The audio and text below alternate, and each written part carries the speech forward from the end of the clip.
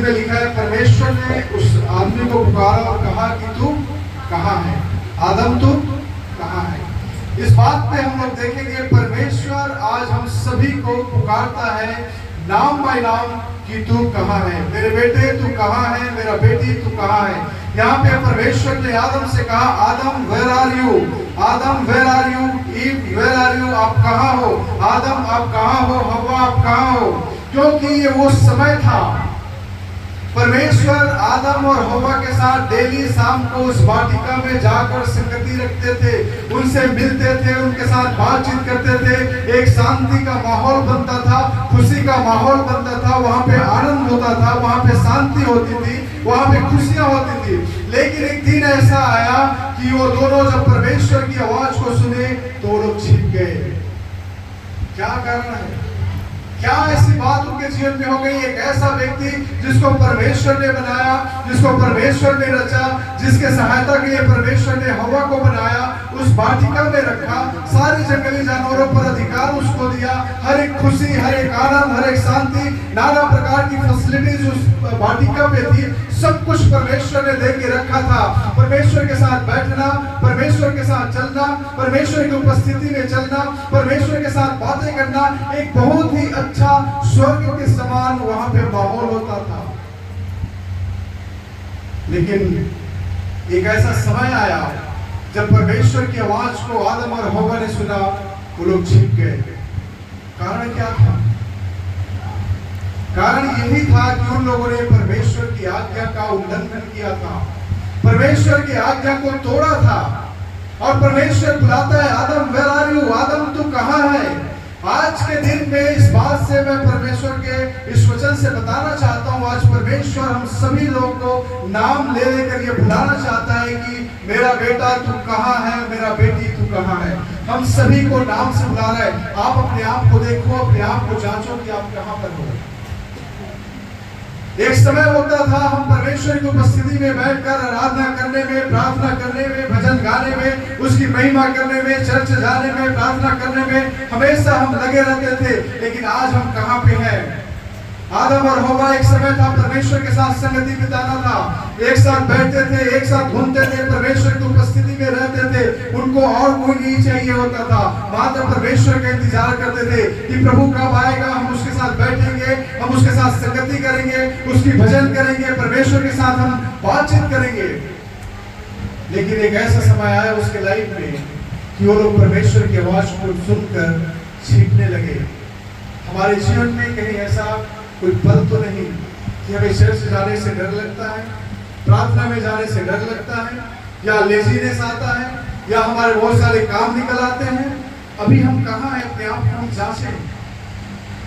परमेश्वर को क्या नहीं पता था? मैं पूरी कहानी आपको बताऊंगा। बाइबल में लिखा है कि परमेश्वर ने पेड़ लगाया, वाटिका के बीचों बीच एक पेड़ थे जिसका नाम भले और बुरे का ज्ञान। तो परमेश्वर ने कहा कि देखो, जितना भी वाटिका पेड़ है सारा खाओ, लेकिन ये जो बीच में लगा वाला पेड़ है इसका फल मत खाना। अब परमेश्वर ने आज्ञा दे दिया। उसके बाद परमेश्वर के साथ मिलते थे, चलते थे, समय बीतता गया, 1 साल, 2 साल, 5 साल, 10 साल, हमें पता नहीं कितने साल तक रहा। उसके बाद एक समय आया, हव्वा उस पेड़ के पास घूमते घूमते गई, वहां पे सांप बैठा हुआ था। सांप से हव्वा बातचीत करना शुरू कर दिया।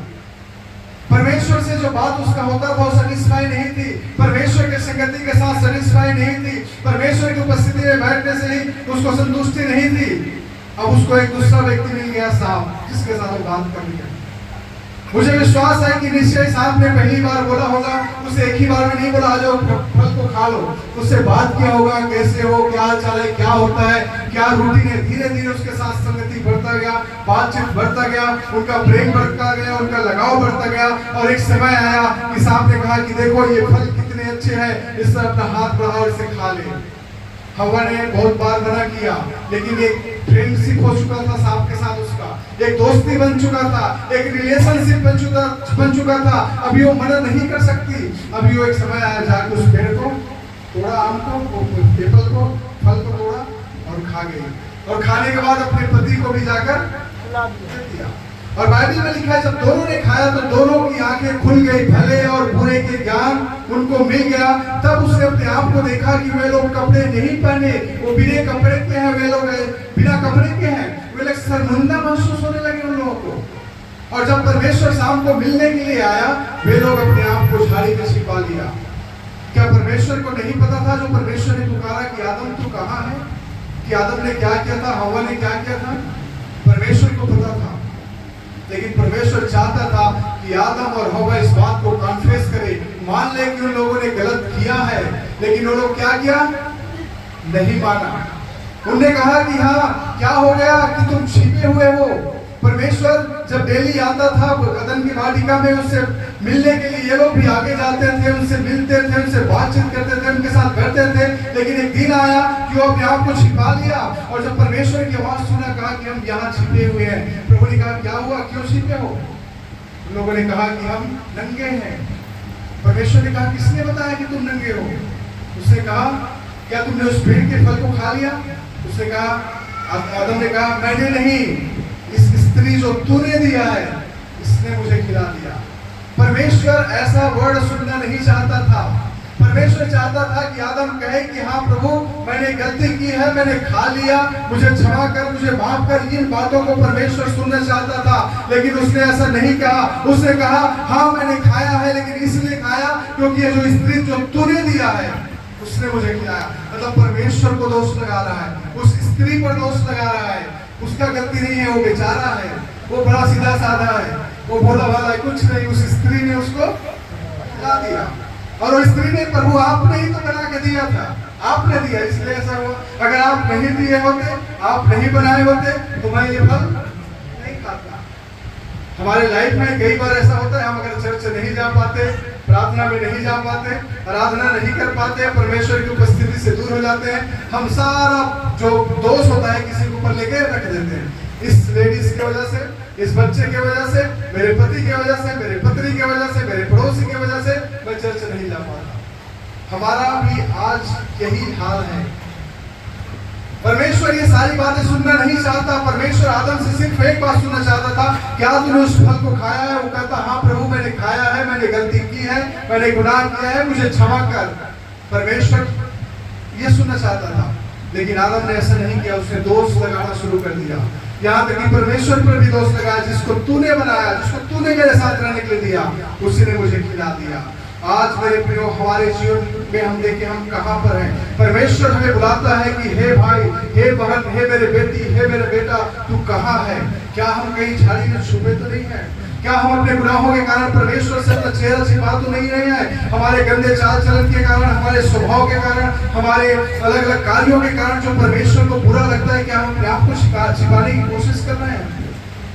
अगर ऐसा है तो परमेश्वर चाहता है कि आज परमेश्वर के सम्मुख में आए, अपने पापों को माने, अपने गुनाहों को माने। अगर कोई गुनाह आपने किया है, कोई पाप आपने किया है, कोई ऐसी बातें हैं जो परमेश्वर की दृष्टि में बुरा है, तो आप परमेश्वर के पास आए, परमेश्वर से कहें, क्षमा मांगे। वो क्षमा करने वाला परमेश्वर है।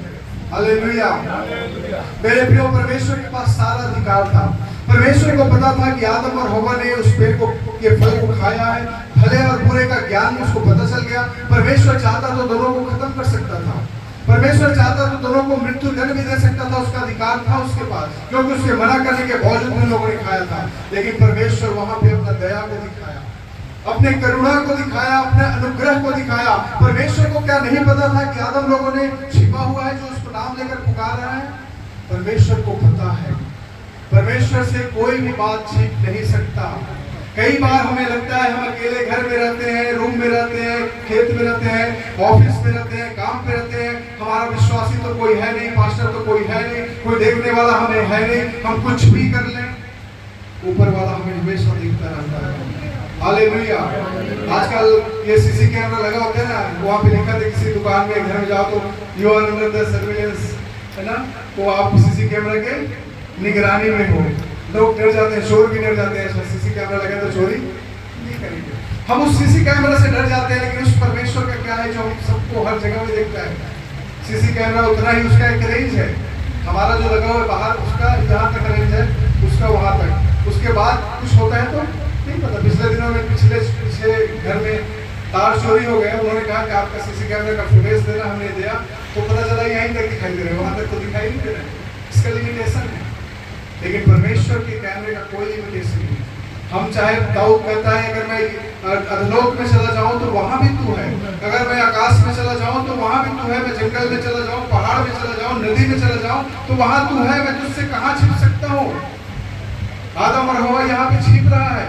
कई बार हम भी चर्च नहीं जाकर अपने आप को छिपाने की कोशिश करते हैं, नहीं आज मैंने ये गलत काम कर दिया, चर्च नहीं जाऊंगा, प्रार्थना में नहीं जाऊंगा, बाइबल नहीं पढ़ूंगा, हम छिपाने की कोशिश करते हैं।